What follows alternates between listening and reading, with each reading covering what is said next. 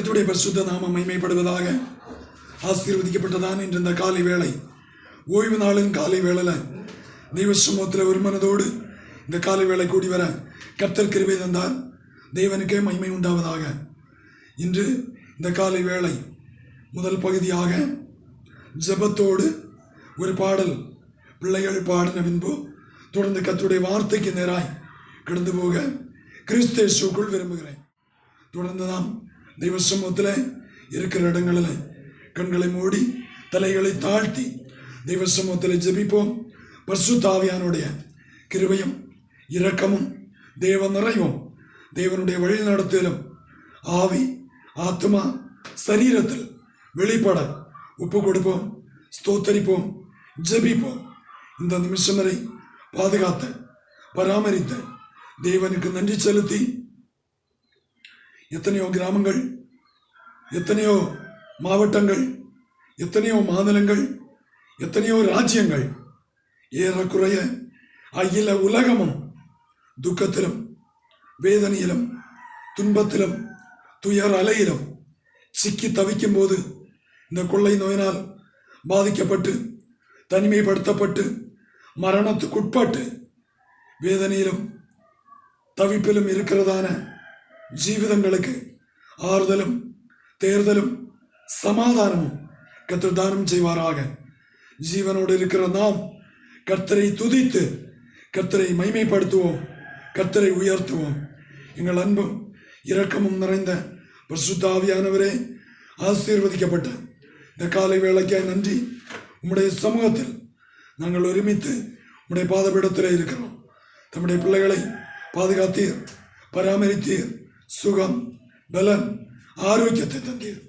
கண்ணை கண்ணீருக்கும் காலை இடர்களுக்கும் ஆத்மாவை பாதாளத்துக்கும் தப்புவித்த தேவனுடைய கிருபை எங்களோடு, எங்கள் பிள்ளைகளோடு, குடும்பங்களோடு, சபையோடு, அயல உலக தம்முடைய பிள்ளைகளோடு நீர் இருந்து நடத்துகிற தயவுக்காய் ஸ்தோத்திரம். மட்டும் நடத்தினீர், இன்னும் கர்த்தர் நடத்தும். கிருபை கூட இருக்கணும், பொறுப்பேற்றுக் கொள்ளும், ஆசீர்வதியும், திருநாமத்தை மேன்மைப்படுத்தும். தொடர்ந்துள்ள பகுதி பிள்ளைகள் பாடல் பாட தொடர்ந்து கர்த்தருடைய வார்த்தையை பகிர்ந்து கொள்ள நீர் கிருபைதாரும். கேட்கிற ஆண்டவரே, பார்க்கிற அத்தனை பிள்ளைகளும் பலனடைய தெய்வ ராஜ்யத்துக்காய் தங்களை ஆயத்தமாக்க நீர் கிருபைதாரும். துதியான மகிமை உமக்கே செலுத்துகிறோம். இயேசுவின் மூலம் ஜெபங்களும் நல்ல பிதாவே. ஆமென், ஆமென், ஆமென்.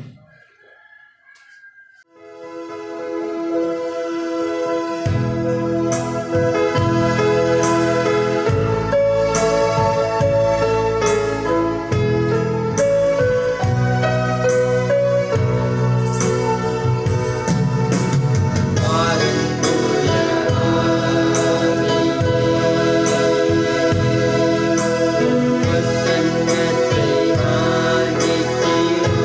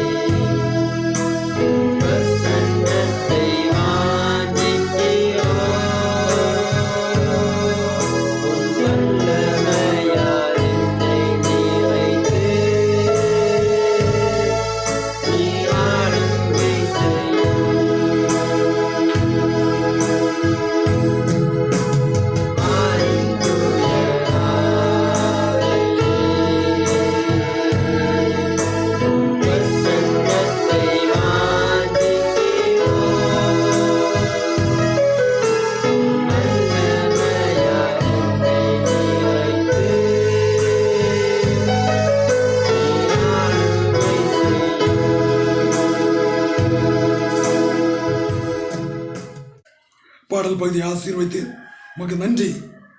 தொடர்ந்துள்ள வேத தியானத்தையும் கர்த்தர் ஆசீர்வதியும் பொறுப்பேற்றுக் கொள்ளும்.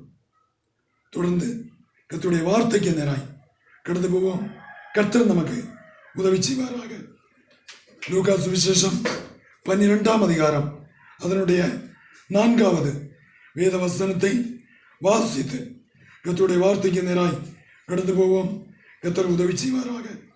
என் சிநேகிதனாகிய உங்களுக்கு நான் சொல்லுகிறேன், சரீரத்தை கொலை செய்து அதன் பின்பு அதிகமாய் ஒன்றும் செய்ய திராணி இல்லாதவர்களுக்கு பயப்படாதிருங்கள்.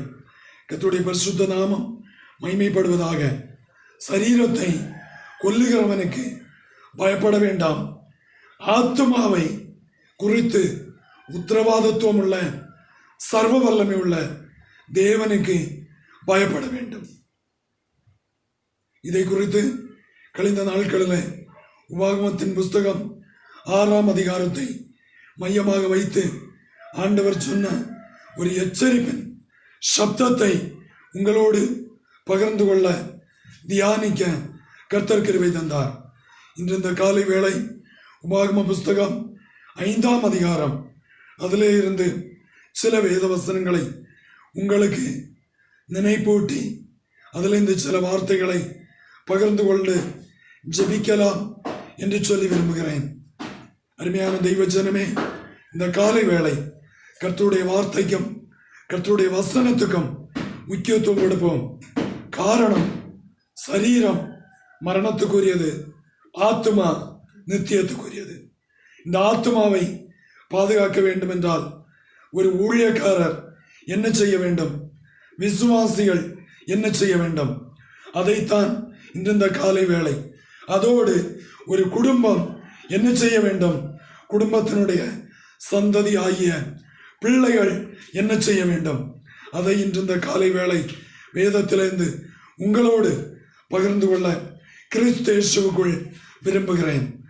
என்னை கேட்கிற தெய்வ பிள்ளைகளே, அதற்கு ஆதாரமாய் உபாகமத்தின் புஸ்தகம் 5ஆம் அதிகாரம் அதனுடைய 28 முதல் 33 வரை உள்ள வேத வசனங்களை வாசித்து அதிலிருந்து சில வார்த்தைகளை உங்களோடு இந்த பகல் வேளை பகிர்ந்து கொண்டு ஒரு பாஸ்டர், விசுவாசி, பெற்றோர், பிள்ளைகள் என்கிற ஒரு அமைப்பின் ஒற்ற கட்டாய் வேதத்தில் சொல்லப்பட்ட வேத வசனத்தை உங்களோடு பகிர்ந்து கொள்ள விரும்புகிறேன்.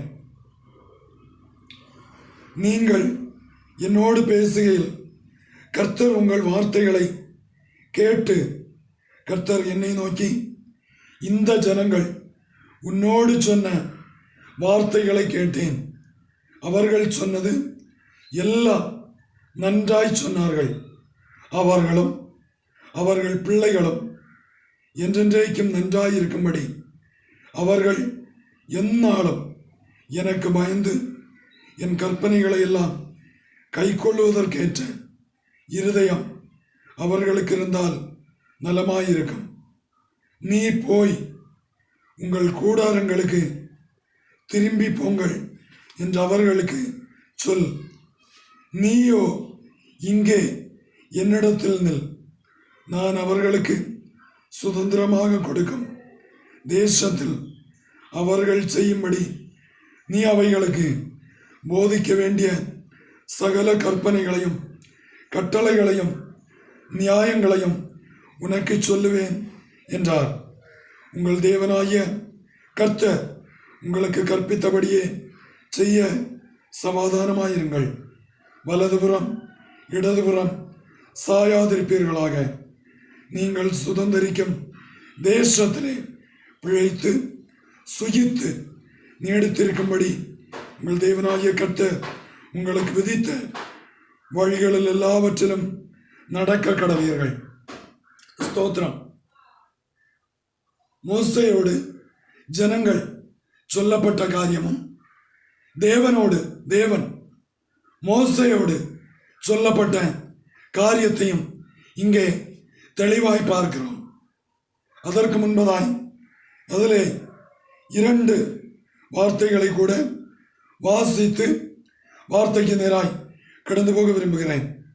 5வது வேதவசனம், கர்த்தருடைய வார்த்தையை உங்களுக்கு அறிவிக்கும்படி அக்காலத்திலே நான் கர்த்தருக்கும் உங்களுக்கும் நடுவாக நின்றேன்.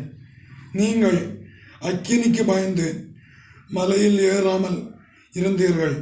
அப்பொழுது அவர் சொன்னது என்னவென்றால் என்று சொல்லி 10வது வேதவசனம், என்னிடத்தில் அன்பு கூர்ந்து என் கற்பனைகளை கை கொள்ளுகிறவர்களுக்கோ 1000 தலைமுறை மட்டும் இரக்கம் செய்கிறவராய் இருக்கிறேன்.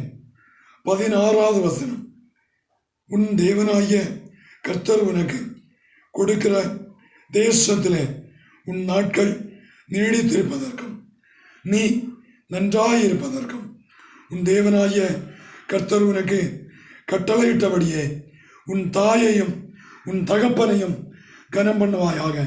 ஸ்தோத்திரம். வாசத்த வேதபதியை மையமாக வைத்து உங்களோடு சில வார்த்தைகளை பகிர்ந்து கொள்ள கர்த்தருக்குள் விரும்புகிறேன்.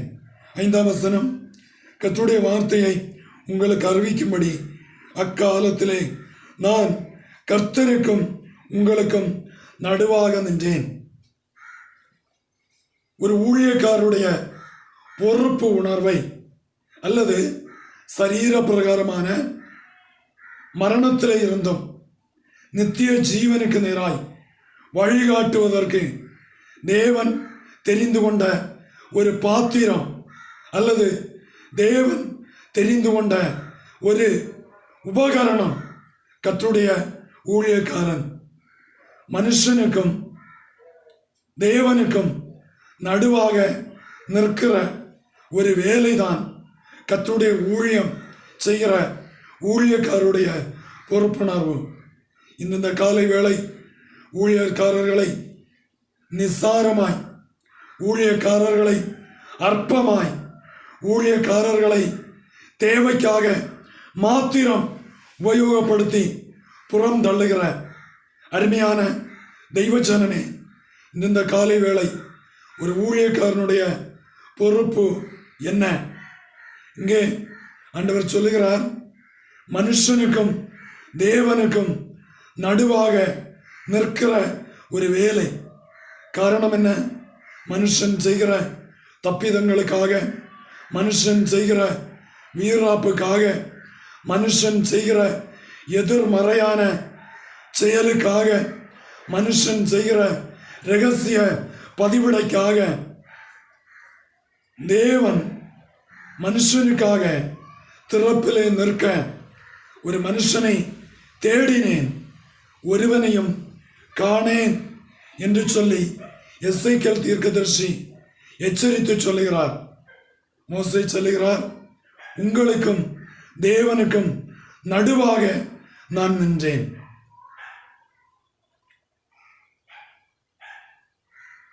சாமுவேல் சொல்லுகிறார், நான் உங்களுக்காக விண்ணப்பம் பண்ணவில்லை என்றால் பாவம் செய்கிறவனாயிருப்பேன். இந்த வார்த்தையை கவனித்துக் கொள்ளுங்கள். ஒரு ஊழியக்காரன் ஜெபிக்காமல் பாசாங்கு போடுவதாக, நான் உங்களுக்காய் ஜெபிக்கிறேன், உங்களுக்காய் காத்திருக்கிறேன் என்று சொன்னால் நீங்கள் அறிய மாட்டீர்கள். உங்களையும் அல்லது விசுவாசியையும் ஊழியக்காரையும் சிருஷ்டித்த கர்த்தர் அதை அறிவார்.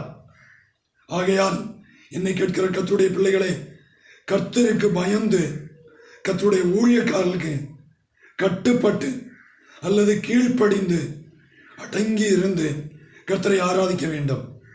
எங்கே உங்களை தேவன் அழைத்த, உங்களை வேறுவிரித்த, உங்களை ரட்சித்த தெய்வ சமூகத்தை குறித்த கவனம், கருத்து, விழிப்புணர்வு, எச்சரிக்கையோடு ஜாக்கிரதையாயிருந்து கர்த்தரை தேட வேண்டும். ஒரு ஊழியக்காரனுடைய வேலை அவர் சொல்றாரு பாருங்க, அக்காலத்திலே நான் கர்த்தருக்கும் உங்களுக்கும் நடுவே நின்றேன். நீங்கள் அக்கினிக்கு பயந்து, பட்சிக்கிற அக்கினி அவர். மோசைக்கு தரிசனமாகும் போது கூட முச்சடியிலே அக்கினி பற்றி எறிந்தது. அவன் கொஞ்ச நேரம் பார்த்து கொண்டிருக்கிறான். முச்செடி எரிந்து போகவில்லை, அக்கினி பற்றி கொண்டிருக்கிறது. இதை பார்த்ததான மோசே வேகமாய் பக்கத்திலே வருகிறான். ஆண்டவர் எரிகிற முச்செடி தழலில் இருந்து கொண்டு பேசுகிறார். மோசே, இங்க கிட்டி சேராதே, நீ நிற்கிற இடம் பரிசுத்த பூமி. உன் கால்களில் இருக்கிற பாதரட்சியை கலற்றி போடு. முதல் வார்த்தை, உன்னுடைய வாழ்க்கையில் நீ கலற்றப்பட வேண்டிய காரியங்கள். வெளி தோற்றத்தில் அவனுடைய பாதரட்சியை குறித்து ஆண்டவர் பேசினார். அருமையான கர்த்தருடைய பிள்ளைகளே, வேத வசனத்தை கேட்கும்போது விட வேண்டிய பாவ ஜீவியங்கள், விட வேண்டிய அலங்கோலமான வாழ்க்கை தரம், நம்முடைய வெளி தோற்றத்தில் சிரசு முதல் பாதம் வரை மாற்றப்பட வேண்டிய காரியங்களை மாற்ற வேண்டும் என்பதற்கு இது உங்களுக்கும் எனக்கும் ஒரு அடிச்சுவடாய், ஒரு ஆதாரமாய் இருக்கிறது. சில இடங்களிலே சத்தியத்தை பேசும்போது குறுக்கிட்டு கேள்விகள் கேட்பார்கள். வசனத்துக்கு விரோதமாய், தேவனுக்கு விரோதமாய் ஊழியக்காரனை மடக்க வேண்டும், ஊழியக்காரனுக்கு விவரம் இல்லை என்கிற அந்த உள் உணர்வு ஆதங்கத்தோடு வசனத்துக்கு விரோதமாய் சிலர் குதிகால் எழுப்பி, சில வசனங்களை மையமாக வைத்து, சில வார்த்தைகளை மையமாக வைத்து பேசுவார்கள். அதை மாற்ற வேண்டுமா, இதை மாற்ற வேண்டுமா, இதை கலற்றினால்தான் ஆண்டவர் பேசுவாரா, இதை மாற்றினால்தான் ஆண்டவர் பிரியமாயிருப்பாரா? 100 ரூபாவுக்கு பாதரட்சையை கலற்ற சொன்னது போலதான் நம்முடைய சரீரத்தில் இருக்கிற அத்தனை அலங்காரத்தையும் கலற்ற சொல்லுவதற்கு சமம். அமர்மையான கர்த்தருடைய பிள்ளைகளை, இன்று இந்த காலை வேளை ஆண்டவர் சொல்றாரு, யாத்திராகமம் 3ஆம் அதிகாரத்தை வாசித்து பாருங்கள். உன் கால்களில் இருக்கிற பாதரட்சையை கலற்றி போடுவாயாக. பாதரட்சை அநேகர் வீட்டுக்குள்ள கூட உபயோகிக்க மாட்டாங்க, சிலர் சர்ச்சுக்குள்ள உபயோகிக்க மாட்டாங்க, சிலர் புல்பிட்லையும் உபயோகிக்கிறாங்க. இந்த காலை வேளை இந்த வார்த்தையை கவனிக்கிறேன் தெய்வ பிள்ளையே, சாதாரணப்பட்ட ஒரு பாதரட்சைக்கு சொல்லப்பட்டதுதான் உங்களுடைய சரீரத்தில் தேவன் சேர்க்காத, தேவன் குறித்து கிட்டாத, தேவன் உங்களுக்கு எக்ஸ்ட்ரா இணைக்காத அத்தனை பொருட்களும் இதில் உட்படும். மாலையா இருக்கலாம், கம்மலா இருக்கலாம், கொலுசா இருக்கலாம், மாற்று இதர உபகரணங்களா இருக்கலாம், தேவன் விரும்பாத மேக்கப்பு பொருட்களாக இருக்கலாம். அத்தனையும் இதை இஸ்ரவேல் ஜனங்கள் பண்ணினார்கள். ஆகையினால்தான் மோசே சொல்லும்போது இங்கே சொல்லுகிறான், கர்த்தருக்கும் உங்களுக்கும் நடுவாக நின்றேன், நீங்கள் அக்கினிக்கு பயந்து. பாருங்க, அவர் பட்சிக்கிற அக்கினி என்று வேதம் சொல்லுகிறது. ஆகையினால் ஆண்டவருக்கு முன்ன போகாம பாஸ்டருக்கு முன்ன போய் விண்ணப்பங்களை சொல்லி ஜெபம் பண்ணி காரியம் சாதிக்கிற விசுவாசியே, தெய்வ பிள்ளையே, உன்னுடைய காரியத்திற்கு ஊழியர்கள் ஜெபிப்பது தவறு அல்ல. பழைய ஏற்பாட்டின் காலத்திலே ஒரு திரைச்சீலை இருந்தது. ஊழியர்களுக்கும் விசுவாசிக்கும் இடையே பிரகாரம் பரிசுத்த ஸ்தலம், மகா பரிசுத்த ஸ்தலம். மகா பரிசுத்த ஸ்தலத்திலே ஆசரிப்பு கூடாரம், உடன்படிக்கை பெட்டி, சமூகத்து அப்பம், இவைகளெல்லாம் இருக்கும். ஆனா இன்று அப்படி அல்ல. வேதத்தை கர்த்தர் உங்களுடைய என்னுடைய கையிலே திறந்த வெளிச்சமாய், ஒரு திறந்த புஸ்தகமாய் கையிலே கொடுத்திருக்கிறார். வேதத்தை வாசிக்கவும், வேதத்தை தியானிக்கவும், வேத வசன சட்ட திட்டங்களை கடைபிடிக்கவும். அன்று அக்கினிக்கு முன்பதாய் அவர்களுக்கு போக முடியாது. தேவனாகிய கர்த்தர் கல்வாரி சிலுவையிலே தொங்கி ஜீவனை விட்ட அந்த க்ஷண பொழுதில், அந்த நொடி பொழுதில் தேவாலயத்தின் திரைச்சீலை மேலிருந்து கீழ்வரை இரண்டாக கிழிந்தது. தடுப்பாய் இருந்த தடுப்பு சுவரை கர்த்தர் அகற்றினார். இரு தரத்தாரையும் ஒன்றாக்கினார். அப்படியானால் பாஸ்டருக்கு ஒரு கனம் கர்த்தர் கொடுத்ததும் உண்மை. பாஸ்டர்களுக்கு தேவன் அபிஷேகத்தின் ஒரு அதிகாரத்தை கொடுத்தது உண்மை. ஆனால் அவர்கள் ஜெபிக்கிறதுக்கு அவர்கள் ஜெபிக்கிறதோடு சேர்ந்து இணையாக நாமும் நம்முடைய காரியத்திற்காய், நம்முடைய குடும்பத்திற்காய், நம்முடைய பிள்ளைகளுக்காய் தெய்வ சமூகத்திலே அதிகமாய் காத்திருந்து தரித்திருந்து ஜெபித்து பழக வேண்டும். மாற்றப்பட வேண்டிய ஜீவிதம், மாற்றப்பட வேண்டிய காரியம், உள்ளான அனுபவத்திலே ஒரு மாறுதல் உண்டாக வேண்டும். மாமிசத்தின் கிரியைகள் வெளியரங்கமாய் இருக்கிறவைகள் அவை யாவன? அப்போஸ்தலனாகிய பவுல் கலாத்தியருக்கு நிருபம் எழுதும்போ தெளிவாய் எழுதுகிறார். அவைகள் உள்ளத்திலிருந்து மாற வேண்டும். உள்ளான அனுபவத்தில் மாற்றம் வர வேண்டும். வெளியையும் வர வர விசுவாசிகளுக்குள்ள கர்த்தரை ஆராதிக்கிற பிள்ளைகளுக்குள்ளார ஆடம்பரங்கள், ஆர்ப்பாட்டங்கள் அல்லது வெளியே நாம் காசுகளை கொடுத்து கிரயம் செலுத்தி செய்கிறதான ஆடம்பரங்களை மாற்றி கர்த்தரோடும் கர்த்தருடைய வசனத்தோடும் நம்முடைய வாழ்க்கையை கட்டி எழுப்புவோம். அப்படி எழுப்புவோம் என்று சொன்னால் அதனுடைய 10வது வேதவசனம் சொல்லுகிறது, என்னிடத்தில் அன்பு கூர்ந்து என் கற்பனைகளை கை கொள்ளுகிறவர்களுக்கோ. அந்த வசனத்தை கவனிக்க வேண்டும். பாஸ்ட் அன்பு கூறுகிறீங்க, சபைக்கு செய்ய வேண்டிய கடமைகளை செய்கிறீங்க, வேதம் வாசிக்கிறீங்க, ஜெபிக்கிறீங்க, ஸ்தோத்திர காணிக்கைகள் செலுத்துகிறீர்கள், பொருத்தனை காணிக்கைகள் பண்ணுகிறதை அப்படியே செய்கிறீர்கள், தசமபாக காணிக்கைகள் தவறாமல் செய்கிறீர்கள். உண்மை. ஆனால் சிலர் இதொன்றும் செலுத்துகிறதில்லை.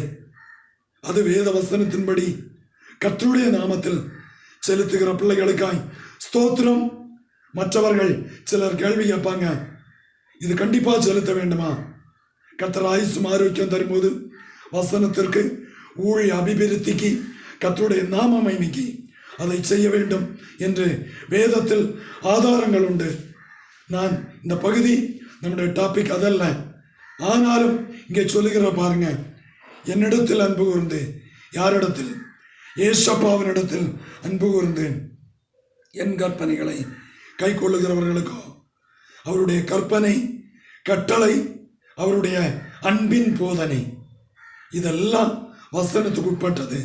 ஆகையால் வேத பிரமாணத்தை விட்டு விலகுகளுடைய ஜபம் கர்த்தருக்கு அறிவறிப்பானது. வேத பிரமாணத்தை வாசித்து அதன்படி செய்து அதன்படி கை கொண்டு ஜீவிக்கிறவர்கள் பாக்கியவான்கள் என்று வேதம் சொல்லுகிறது. என்னை கேட்கிற கர்த்தருடைய ஜனமே, இந்த காலை வேளை வேத வசனத்தை வாசிக்கவும் தியானிக்கவும் என் கற்பனைகளை கை கொள்ளுகிறவர்களுக்கோ 1000 தலைமுறை மட்டும்.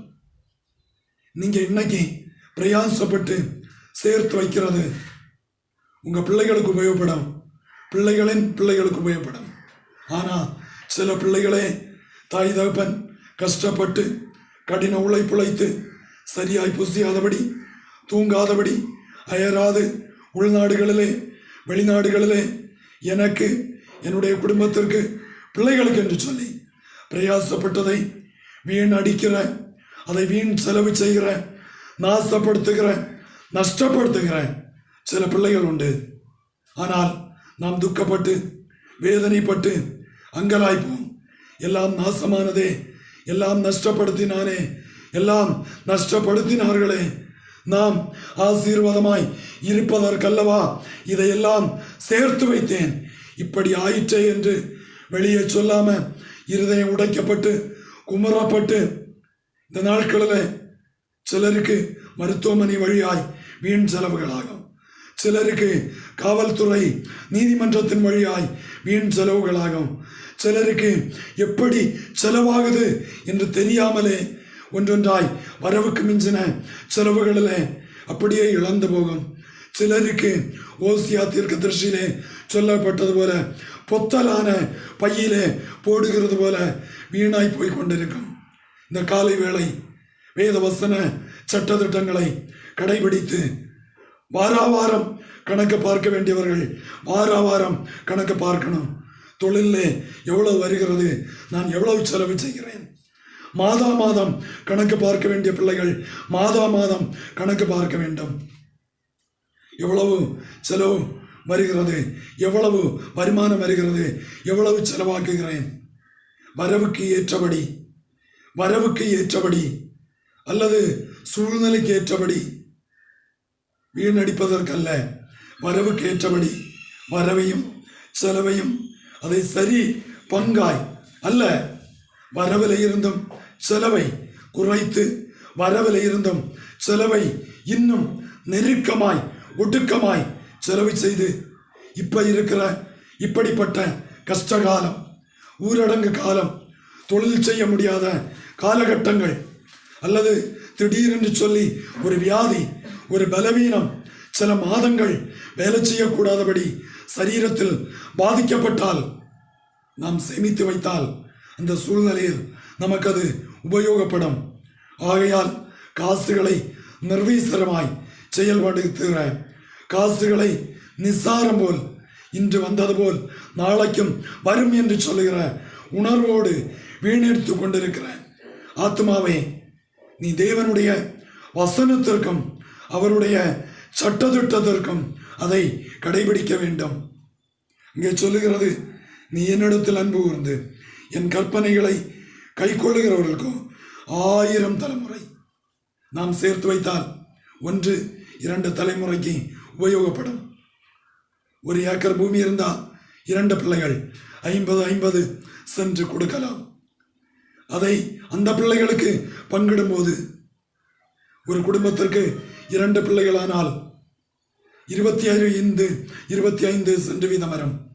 மீண்டும் அடுத்த தலைமுறைக்கு போகும்போது குறைந்து கொண்டே போகும்.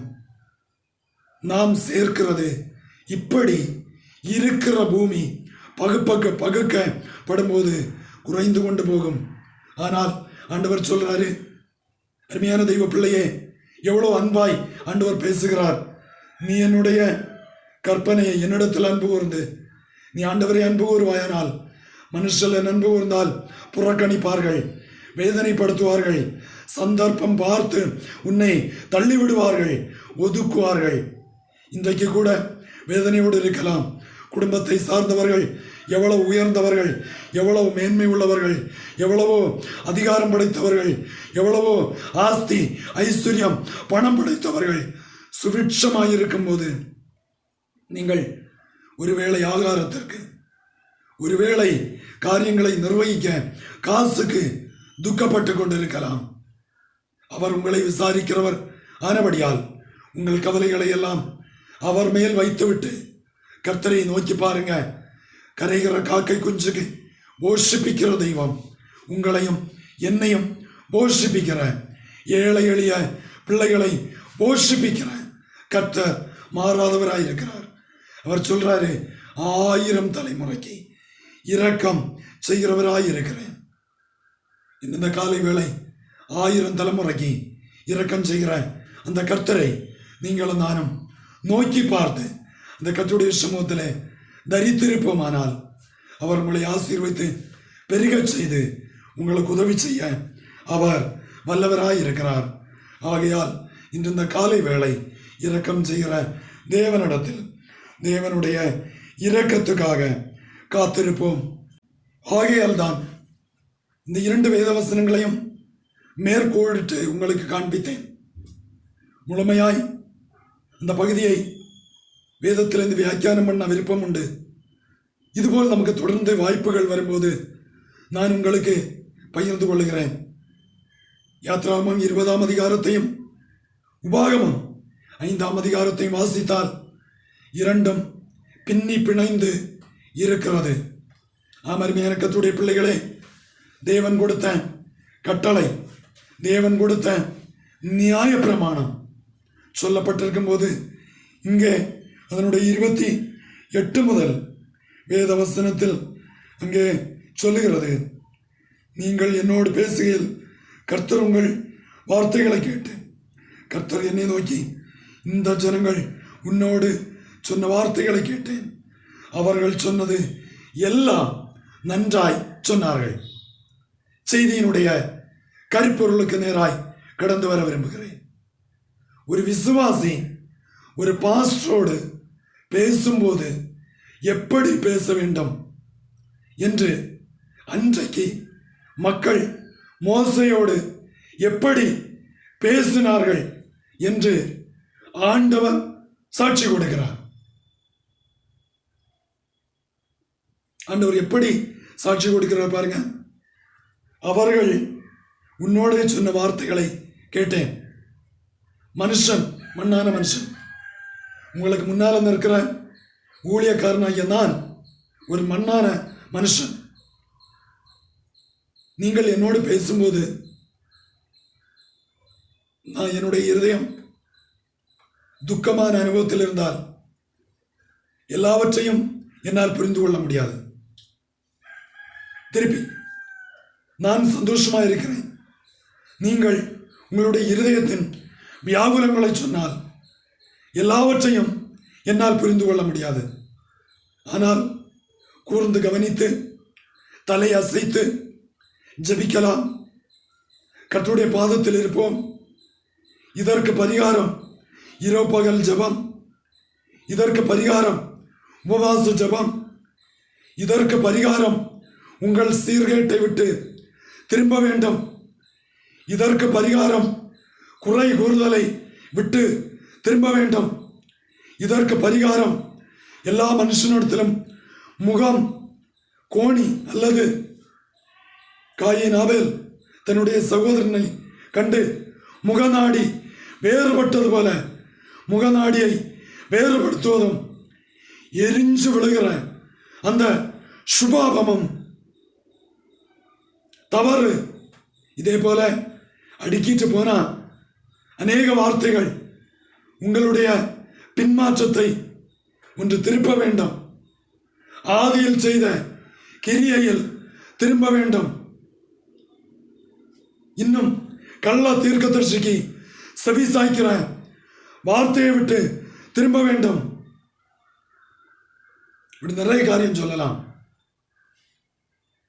அநேக பின்மாற்றங்கள், இருதய பதிவிடைகள், திசை திருப்பப்பட்ட மாய்மாலமான போதனைகள் இருதயத்தில் வச்சுட்டு ஊழியர்களை சோதிக்கிற, ஊழியர்களுடைய வார்த்தையிலிருந்து குற்றம் கண்டுபிடிக்க காத்திருக்கிற விசுவாசியே, நீ எப்படிப்பட்ட அதிகாரத்தில் இருந்தாலும், எப்படிப்பட்ட தொழிலில் இருந்தாலும், எப்படி நீ பணம் சம்பாத்தியம் பண்ணினாலும், நீ தேவனை விடவும் தெய்வத்தினுடைய வார்த்தையை விடவும் மேலவானவன் அல்ல. உன்னை நீ கீழே ஒரு கணம் இறக்கிக் கொள்ள வேண்டும். பைபிளை சொல்லுகிறது, உயர்ந்த காலத்தில் நன்மை செய், தாழ்ந்த காலத்தில் சிந்தனை செய். நீ இன்றைக்கு தேவனால் உயர்த்தப்பட்ட ஸ்தானத்திலிருந்து விழுந்து கிடக்கிறாயோ, நீ சிந்தனை செய்து எங்கே தவறினாய், எதிலே தவறினாய், எந்த இடத்தில் திசை தடுமாறினாய் என்பதை நீ உணர வேண்டும், புரிந்து கொள்ள வேண்டும். காரணம் என்ன? நீ பேசுனது ஒரு சாதாரணப்பட்ட ஒரு பாஸ்டரோடு அல்ல, உன்னை சிருஷ்டித்த ஆண்டவரோடு பேசுகிறாய் என்கிற ஒரு உணர்வு உனக்கு தேவை. ஆண்டவர் சொல்றாரு, அவங்க பேசுனாங்க, அவங்க கொஞ்ச நேரம் உட்கார்ந்தாங்க, அவங்க போனாங்க. ஆனா ஆண்டவர் பேசுறாரு, இந்த ஜனங்கள் உன்னோடு சொன்ன வார்த்தைகளை கேட்டேன். இந்த வார்த்தையினுடைய சாராம்சத்தை புரிந்து கொள்ளுங்கள். வார்த்தையை கேட்டேன், அவர்கள் சொன்னதெல்லாம் நன்றாய் சொன்னார்கள். நீங்க சொல்லுகிறத புத்தியோடு, ஞானத்தோடு, விவேகத்தோடு, தெய்வ பயத்தோடு, அதான் முக்கியம், தெய்வ பயத்தோடு, நிதானத்தோடு சிலர் பாஸ்டர்மாருக்கு முன்ன பேசி பேசி சாடி சாடி போவாங்க, அடிக்க போவாங்க, வேகமா மறைமுகமா கெட்ட வார்த்தை பேசுவாங்க, பல்ல கடிச்சு சுண்டை கடிச்சு வீட்டுக்கு உள்ள வர ஜபத்துக்கு வருகிற ஊழியக்காரர்களை எதிர்ப்பாங்க. தேவனுக்கு விரோதமாய் குதிகால் உயர்த்தின சந்ததி இதுவரை உயர்த்தப்பட்டதாக நான் காணவில்லை. ஊழியத்தில் 27 ஆண்டுகள் அனுபவத்தில் பல முறை அடிக்க வந்ததை அனுபவித்திருக்கிறேன். பட்டயத்தை கொண்டு வந்தார்கள், குத்துவதற்கு வந்தார்கள், வீட்டிலே ஜபத்திற்கென்று அழைத்து அடிக்க கங்கணம் கட்டி வந்தார்கள். அனுபவித்தேன். அந்த இடத்தில் கர்த்தர் பாதுகாத்தார். அந்த இடத்தில் கர்த்தர் பாதுகாத்தார். வேகமா அடிப்பதற்கும் குத்துவதற்கும் கன்னத்திலே அறைவதற்கும் கையை கொண்டு ஓங்கினவர்கள் உண்டு. அவர்கள் அநேகரிடத்தில் இந்த அடி கொண்டார்களே தவிர கிருபை உள்ள கர்த்தர் பாதுகாத்தார். தெய்வ பிள்ளையே, எதற்காக சொல்லுகிறேன்? நீங்கள் அவர்கள் அந்த கண்ணியில் அகப்பட்டு துன்பத்தை அனுபவித்தார்கள். நீங்கள் அந்த துன்பத்தை அனுபவிக்க கூடாது. ஜாக்கிரதையாய் ஏதாவது ஊழியர்களிடத்திலே எதிர்த்து பேசினால், வீராப்பு காண்பித்தால், பாஸ்டர் சில வேளை சோத்திரம் சொல்லிட்டு போவாரு, பார்க்கிற கர்த்தர் அமைதியாய் இருக்க மாட்டார். ஜாக்கிரதையாய் மனம் திரும்பும். சபையை பார்த்து அவமதித்தாயா? ஊழியக்காரனு தெரியாது, கர்த்தர் அறிவார். ஊழியக்காரனை பார்த்து எதிர் பேசினாயா? இருதயத்தில் இப்படித்தான் அப்படித்தான் மட்டு போட்டாயா? கர்த்தர் அதை அறிவார். ஆண்டவர் எவ்வளவு தெளிவாய் சொல்லுகிறார். அவர்கள் சொன்னதெல்லாம் நன்றாய் சொன்னார்கள், நான் அதை கேட்டேன். தெய்வ பிள்ளையே, நீ பேசுகிற வார்த்தையை நான் கேட்கலாம், மறந்து போகலாம். தேவன் அதை மனதில் வைத்திருப்பார். காரணம் என்ன? இஸ்ரவேல் வரும்போது அமலேக்கு வழிமறித்தான். இஸ்ரவேலர்கள் மறந்தார்கள். ஆண்டவர் சொன்னார், அவன் வழிமறித்த செய்கையை என்னுடைய மனதிலே வைத்திருக்கிறேன். உங்கள் மேல் என் மேல் அக்கறை உள்ள தெய்வம். அந்த வார்த்தையை புரிந்து கொள்ளுங்கள். இஸ்ரவேலரை வழிமறித்த செய்கையை என் மனதில் வைத்திருக்கிறேன். ஆத்மாவே, இன்றைக்கு சர்ச்சுக்கு போக முடியல, உட்கார்ந்து பைபிள் வாசிக்க, உட்கார்ந்து ஜெபிக்க நீங்க எல்லாரையும் குற்றம் சொல்லுகிறீங்களே. இன்று காலை வேளை உங்க குடும்பம், சில பிள்ளைகள், சகோதரர்கள், பிள்ளைகள் அயல் நாடுகளில் தூர இருக்காங்க. உங்களுக்கு ஒரு பிள்ளைய அல்லது 2 பிள்ளைகளை அல்லது 3 பிள்ளைய 1 மணி நேரம் கண்ட்ரோல் பண்ணி உட்கார வச்சு ஜபிக்க முடியல. நீங்க 10 பேர் கொண்ட சபையை குற்றம் சொல்லுகிறீங்க. நீங்க 50 பேர் கொண்ட சபையை குற்றம் கூறுகிறீர்கள். நீங்கள் 1000 பேரை நடத்துகிற ஊழியர்களை குற்றம் சொல்லுகிறீர்கள். ஜாக்கிரதையாய் மனம் திருப்போம். ஒரு பிள்ளைய உன்னால கண்ட்ரோல் பண்ண முடியல. அப்ப இத்தனை ஆத்மாக்களையும், இத்தனை சகோதரர்களையும், இத்தனை கனத்துக்குரிய பிள்ளைகளையும் எப்படி ஒரு ஊழியக்காரன் கண்ட்ரோல் பண்ணி போக முடியும்? உட்கார்ந்து யோசி, உட்கார்ந்து யோசி.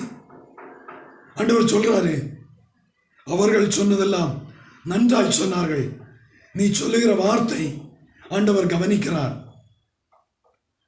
ஆகையினால பைபிள்ல சொல்லி இருக்கிறது, மரணமும் ஜீவனும் நாவின் அதிகாரத்தில் இருக்கிறது. இந்த காலை வேளை வாயிலே நாவு இருக்கிறது என்று சொல்லி ஒரு குடும்பத்தை குறித்து, ஒரு ஏழையை குறித்து, ஒரு சாதாரணப்பட்ட ஆத்மாவை குறித்து அற்பமாய் பேசுகிறது. பாஸ்டர் மட்டும் பேசுகிறதல்ல பாவம். மற்றும் உன்னுடைய சாயலில், தேவ சாயலில் உருவாக்கப்பட்ட எந்த ஒரு பிள்ளையை பேசுவதையும் பாவத்தின் பட்டியலில் அது கணக்கிடப்படும். ஆகையால் இந்த காலை வேளை அதை உணர்ந்து அறிந்து கவனமாய் ஜாக்கிரதையாய் நம்முடைய வாழ்க்கையில தெய்வ பயத்தோடு நானும் என்னுடைய குடும்பமும் என்னுடைய பிள்ளைகளும் ஆண்டவருக்காக ஜீவிக்கணும். அப்பா, இனி யாரையும் குறை சொல்ல, சபையையோ ஊழியக்காரனையோ ஊழியக்கார குடும்பத்தையோ ஊழியக்கார பிள்ளைகளையோ பக்கத்து வீட்டு பிள்ளைகளையோ அல்லது மற்றவர்களையோ குறை கூறாதபடி என்னுடைய வாழ்க்கையும் என்னுடைய பிள்ளைகளையும் என்னுடைய ஜீவிதத்தையும் நான் கட்டி காத்து தெய்வ பயத்தோடு ஆண்டவர் இங்கே இஸ்ரவேல் ஜனங்களை குறித்து பல இடங்களில் வணங்கா களத்துள்ள ஜனம் என்று ஆண்டவர் சொன்னாலும் இங்கே சொல்லுகிறது அவர்கள் சொன்னது எல்லாம் நன்றாய் சொன்னார்கள். இந்த காலை வேளையில் சொல்லுகிறத நன்றாய் சொல்லி தெய்வ பயத்தோடு நம்முடைய வாழ்க்கையை கட்டி காப்போம். பின்னால அடுத்த பகுதி 29 முதல் உள்ள வேத வசனங்களை அடுத்த வாரத்திலே நமக்கு தெளிவாய் நிதானமாய் வாசித்து தியானிக்க கற்றுக்கொள்ள கர்த்தர் நமக்கு கிருபை தருவாராக. இந்த காலை வேளை அந்த வசனத்தை வாசித்து வார்த்தையை சுருக்குகிறேன். நீங்கள் என்னோடு பேசுகையில் கர்த்தர் உங்கள் வார்த்தைகளை கேட்டு ஆண்டவர் சொல்றாரு, அட்வான்ஸா சொல்றாரு, நீங்க எது பேசுறீங்களோ அதை கர்த்தர் கேட்டார்.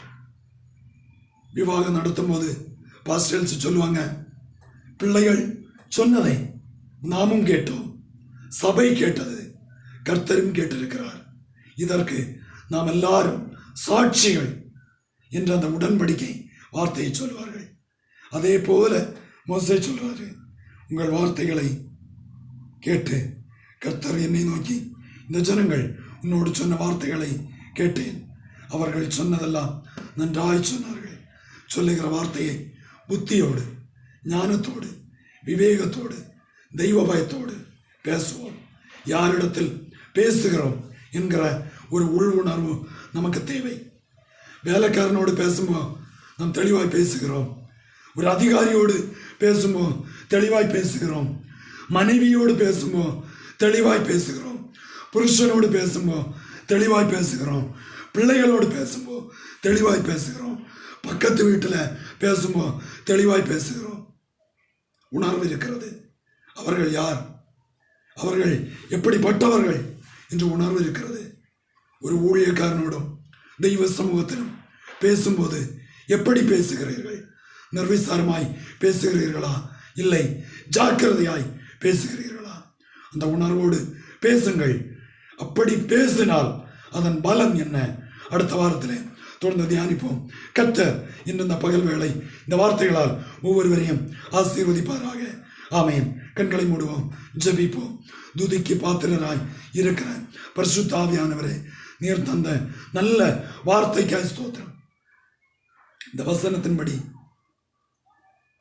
நான் பேசும்போது யாரிடத்தில் பேசுகிறேன், எப்படிப்பட்டவர்களிடத்தில் பேசுகிறேன், எப்படி பேசுகிறேன் என்கிற ஒரு உள் உணர்வு, ஒரு வெளி உணர்வு, புத்தியும் ஞானமும் விவேகம் உள்ள ஆவியோடு தேவன் நமக்கு பயமுள்ள ஆவியை கூடாமல் பலனும் அன்பும் தெளிந்த புத்தியும் உள்ள ஆவியை தந்தாருன்னு சொல்லுவோம். தேவனுடைய வாயிலிருந்து புத்தியும் அறிவும் வரும் என்று சொல்லி இருக்கிறது. புத்தி உள்ளவனுக்கு அறிவு லேசாய் வரும் என்று சொல்லப்பட்டிருக்கிறது. அந்த வேத வசனத்தை மையமாய் வைத்து, அப்பா, இந்த வசனத்தை கேட்கிற அனைத்து கர்த்தருடைய பிள்ளைகளும் நாங்கள் யாரிடத்தில் பேசுகிறோம்? ஒரு ஊழியக்காரோடு சபை மேய்ப்பனோடு பேசும்போது எப்படி பேச வேண்டும்? பிள்ளைகள் அம்மா அப்பாவோடு பேசும்போது எப்படி பேச வேண்டும்? புருஷன் மனைவியோடு பேசும்போது எப்படி பேச வேண்டும்? மனைவி புருஷனோடு பேசும்போது எப்படி பேச வேண்டும்? ஒருவருக்கொருவர் கனம் பண்ண முந்திக் கொள்ளுங்கள் என்று சொன்ன வேத வசனத்தின்படி எல்லாரிடத்திலும் ஒருவருக்கொருவர் கனம் பண்ணி கர்த்தரை உயர்த்தவும் தெய்வ பயத்தோடு பேசவும். தெய்வமே, நீர் அந்த கிருபை, நீர் அதை கேட்கிறீர் என்கிற உள் உணர்வோடு செயல்பட கர்த்தர் உதவி செய்ய உம்முடைய கைகளில் ஒப்படைக்கிறேன். கேட்கிற யாவரும் இதனை கொண்டு பயன்பெற, சீர்திருத்த, தங்களுடைய வாழ்க்கையை விட்டு மாற்றப்பட வேண்டிய பகுதிகளை மாற்றி கிறிஸ்துவிலும் கிருபையிலும் தெய்வ சபையோடு இசைவாய் தங்களை கட்டி எழுப்ப ஆவிக்கேற்ற மாளிகையாய் கட்டி எழுப்ப நீர் உதவி செய்யும். ஆசீர்வதியும், காத்துக்கொள்ளும், கிருபை கூட இருக்கணும். சில மாதங்களாய் பரவி கொண்டிருக்கிற தொற்று வியாதியினால் பாதிக்கப்பட்ட பிள்ளைகளை கர்த்தர் விடுவிக்கும்படியாக ஜெபிக்கிறோம். தேவ கரம் கூட இருக்கணும், காத்துக்கொள்ளும். துக்க துரித அலைகளில் சிக்கி இருக்கிற, ஆகாரம் இல்லாம, வஸ்திரம் சரியா இல்லாம, அடிப்படை வசதிகள் இல்லாம பரிதாபத்தோடு இருக்கிற பிள்ளைகளுக்காக ஜெபிக்கிறோம். எங்களால் இயன்றதை உதவி செய்ய கர்த்தர் கிருபை தந்தீர், நன்றி. இன்னும் ஆண்டவரே, இதை பார்க்கிற பிள்ளைகள் ஒவ்வொருவரும் ஏழை எளிய பிள்ளைகளுக்கு, ஆதரவற்றவர்களுக்கு உதவி செய்ய கர்த்தர் உதவி செய்யும். ஆசீர்வதியும், குறைகளை நிறைவாக்கும். அரசியல் தலைவர்கள், உயர் அதிகாரிகள், சட்டத்திட்டங்களை கடைபிடிக்கிறவர்கள், சுகாதார பணியாளர்கள், உள்துறை அமைச்சர்கள், இன்னும் காவல்துறை அதிகாரிகள், மருத்துவ பணியாளர்கள் யாவர் மேலும் கிருபையாயிரும். அயராது உழைக்கிற, அயராது கொடுக்கிற ஈகை குணம் கொண்ட பிள்ளைகளுக்காய் ஸ்தோத்திரம். அவர்கள் இன்னும் தான தர்மம் செய்ய கர்த்தர் கிருபை தாரும். தங்களுக்கு தாங்களுக்குன்னே சேர்த்து வைத்து அழிவின் பாதையில் போகிறவர்களுடைய இருதயங்களிலேயும் ஒரு உணர்வு ஏழைகளுக்கு கொடுக்க, ஆதரவற்றவர்களுக்கு உதவி செய்ய பரிசுத்த ஆவியானவர் உதவி செய்யும். காத்துக்கொள்ளும், எல்லாவற்றுக்கும் தலைவராயிரும். குறைகளை நிறைவாக்கும். வசனத்தின்படி இயேசுவுக்காய் ஜீவிக்க நீர் கிருபை தாரும். துதியான மகிமை உமக்கே செலுத்துகிறோம். ஆசீர்வதியும், பொறுப்பேற்றுக் கொள்ளும். தெய்வ சமாதானம் தங்கட்டும். இயேசுவின் மூலம் ஜெபங்கள் நல்ல பிதாவே, ஆமென். என் ஆத்துமாவே கர்த்தரை ஸ்தோத்திரி, முழு உள்ளமே அவர் பரிசுத்த நாமத்தை ஸ்தோத்திரி. என் ஆத்துமாவே கர்த்தரை ஸ்தோத்திரி, அவர் செய்த சகல உபகாரங்களையும் மறவாதே. ஆமென், ஆமென். ஸ்தோத்திரம். கர்த்தர் தாமே ஒவ்வொருவரையும் ஆசீர்வதிப்பாராக. ஆமென். ஒருவருக்காய் ஒருவர் ஏழை எளிய பிள்ளைகளுக்கு உதவி செய்ய நீங்க மற்றவர்கள் கொடுத்து அது எல்லாருக்கும் சரியாய் போய் சேராது. ஆகையால் வீட்டுக்கு பக்கம் உங்கள் கிராமத்தில் அக்கம் பக்கம் உள்ளவங்களுக்கு ஒருவருக்கு ஒருவர் உதவி செய்து, ஒருவர் பாரத்தை ஒருவர் சுமந்து, ஒருவருக்காய் ஒருவர் ஜபித்து இந்த பிரமாணத்தை நிறைவேற்றுவோம். கர்த்தர் உதவி செய்வாராக. ஆமென், ஆமென். நன்றி, வாழ்த்துக்கள்.